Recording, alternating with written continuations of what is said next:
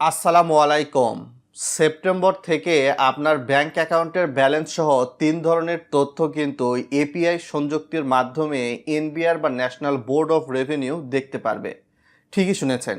ইতিমধ্যে আপনার কত টাকার সঞ্চয়পত্র রয়েছে, কেমন উৎসে কর কাটা হয়েছে সঞ্চয়পত্রে এবং আপনার কি পরিমাণ গাড়ি রয়েছে, এগুলা কিন্তু এনবিআর এর নিজস্ব সংযুক্তিতে এপিআই এর মাধ্যমে দেখা যায়। টিন সার্টিফিকেটধারী রয়েছেন, এটির অনেকের সুবিধাও বলতে পারেন, আবার অসুবিধাও রয়েছে।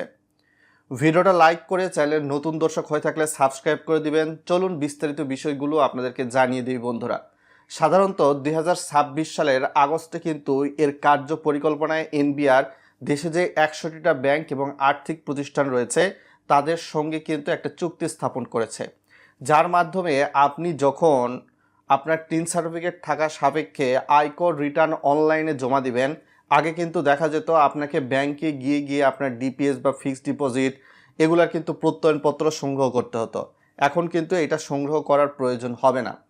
এখন আপনারা চাইলে অনলাইনে যখন রিটার্ন প্রদান করবেন সেক্ষেত্রে আপনার যেই সকল ব্যাংক অ্যাকাউন্ট রয়েছে, সেভিংস বা কারেন্ট, আপনার fixed deposit, FDR, double benefit scheme, DPS, বিভিন্ন ধরনের স্কিম রয়েছে, এগুলা স্কিমের তথ্য কিন্তু এনবিআর এর সরাসরি পোর্টালে আপনার অ্যাকাউন্ট নাম্বারটা দিলেই আপনার উৎসে কর কর্তন সরাসরি দেখাবে।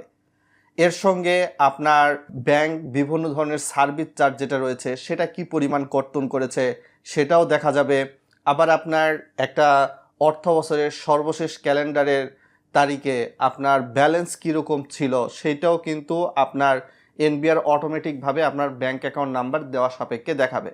আপনার ব্যাংকে ফিক্সড ডিপোজিট, এফডিআর, ডিপিএস বা সেভিংস অ্যাকাউন্ট থাকলে সেই ক্ষেত্রে আপনি ওই অ্যাকাউন্টের বিপরীতে অর্থ রাখলে কি পরিমাণ মুনাফা অর্জন করতেছেন, এই মুনাফার বিষয়টাও কিন্তু এখানে এনবিআর অনলাইন প্রক্রিয়ায় দেখাবে। তো আপনি ইচ্ছা করলে আপনার ব্যাংক অ্যাকাউন্ট সকলগুলাই এখানে সংযুক্ত করতে পারবেন। আবার যদি ইচ্ছা না করেন সকল অ্যাকাউন্টের তথ্য দিবেন না, সেইটাও করতে পারবেন। তবে এইরকম করলে কিন্তু দেখা যাবে যে আপনার ওই রিটার্নটা অডিটে পড়ার সম্ভাবনাই বেশি থাকছে। তো সরকারি এই সিদ্ধান্ত কেমন লাগছে অবশ্যই ভিডিওর কমেন্ট বক্সে লিখে জানাবেন, গুড অর ব্যাড।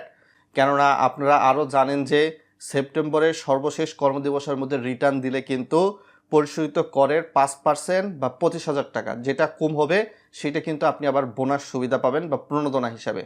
অবশ্যই এই বিষয়টা কিন্তু কারো কারো ক্ষেত্রে সুবিধা বলতে পারেন, অনেকে কিন্তু আবার তাদের অর্থ সম্পদ কিন্তু লুকাতে পারবে না, সেই দিক থেকে এটা আমার কাছে মনে হয় যে সুবিধাই হচ্ছে। তার সঙ্গে কিন্তু সরকার এমনটাও করতে যাচ্ছে সামনের দিকে গিয়ে, আপনি যেই সকল সম্পত্তি রয়েছে, জমি, ফ্ল্যাট, এগুলা কার নামে কি পরিমাণ রয়েছে জাস্ট রিটার্ন সাবমিটের সময় অটোমেটিকলি চলে আসবে, আপনাকে এক্সট্রা করে ফুল করতে হবে না। তো যারা রিটার্নে তাদের সয় সম্পত্তি হাইড করতে চান, ব্যাংক ব্যালেন্স হাইড করতে চান, তারা কিন্তু এই কাজটা আর পারবেন না। কেননা এনবিআর ইতিমধ্যে এই বিষয়টা নিয়ে কিন্তু কাজ শুরু করে দিয়েছে এবং আগস্টের মধ্যেই এটা সরাসরি এপিআই সংযোগ হয়ে যাবে। আর সেপ্টেম্বরের ১ তারিখ থেকে ৩০ তারিখের মধ্যে আপনার কিন্তু এই প্রক্রিয়ার একটা প্রতিফলন দেখতে পারবেন এনবিআর এর eReturnTax.gov.bd এই পোর্টালে গিয়ে। এনবিআর কিন্তু সর্বশেষ বছরে জানিয়ে দিয়েছে ৫ শ্রেণীর ব্যক্তি করদাতা কিন্তু অবশ্যই আয়কর রিটার্ন অনলাইনে দিতে হবে। কাদের কাদের দিতে হবে সেই বিষয়টাও কিন্তু এনবিআর জানিয়ে দিয়েছে। আপনাকে এনবিআর এর বা কর সার্কেল অফিসে গিয়ে বসে থাকতে হবে না, রিটার্ন দেওয়ার জন্য ঝামেলা পোহাতে হবে না।